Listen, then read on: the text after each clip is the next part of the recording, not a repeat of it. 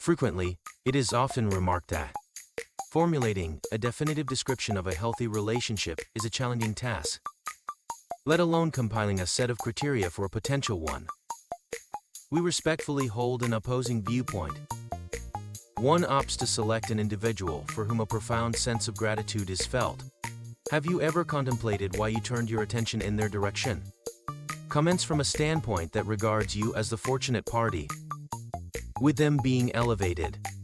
The actual veracity of this circumstance holds little relevance. Secondly, ensure that a genuine attraction is present.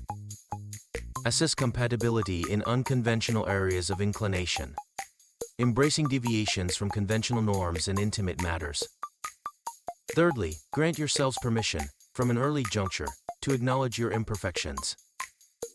Acknowledging that past experiences have profoundly shaped you, rendering self-understanding elusive. You're susceptible to irrational assumptions and wavering perceptions of reality.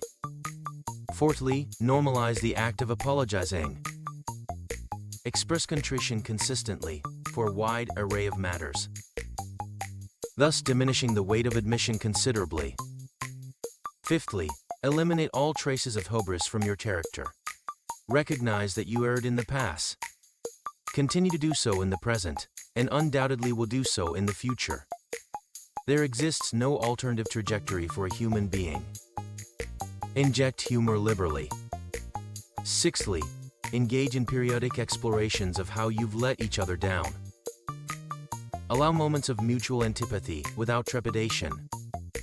Do not shy away from anger properly expressed. It poses as an adversary to love, not to emotional maturity. Seventhly, desist from categorically labeling your partner with derogatory traits. Instead, frame your expressions as, "I feel you exhibit this or that quality." Note the subtle distinction. Eighthly, on the ability to discern the fear that underlies moments of anger. Rather than succumbing to anger, articulate the fear gently. Ninthly, recalibrate your expectations toward a more realistic outlook. Anticipate periods of difficulty, accommodate significant frustration. There will be times when you'll harbor thoughts of harming them, just as they might have similar sentiments. Tenthly, acknowledge the likelihood of developing attractions for others. Approach these infatuations with equanimity. Share them with your partner, if circumstances permit. 11thly, if children are in the picture, acknowledge that love between you two will face significant challenges. Eagerly anticipate rekindling the relationship's vigor roughly 15 years later. 12thly, evolve into an individual unburdened by shame. When expressing vulnerability, embrace the inner child and attend to their emotional needs within the relationship. 13thly, familiarize yourself with attachment theory, ensuring these concepts remain readily accessible. 14thly, relinquish the need to be defensive. Abandon the compulsion to safeguard your dignity at all times.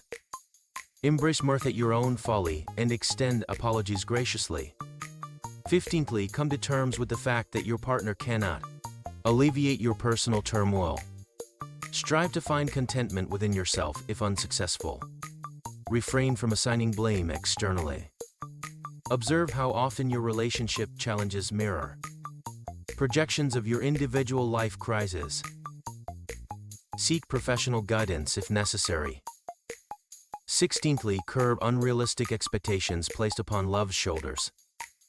17thly, while being prepared for the possibility, refrain from staying out of desperation.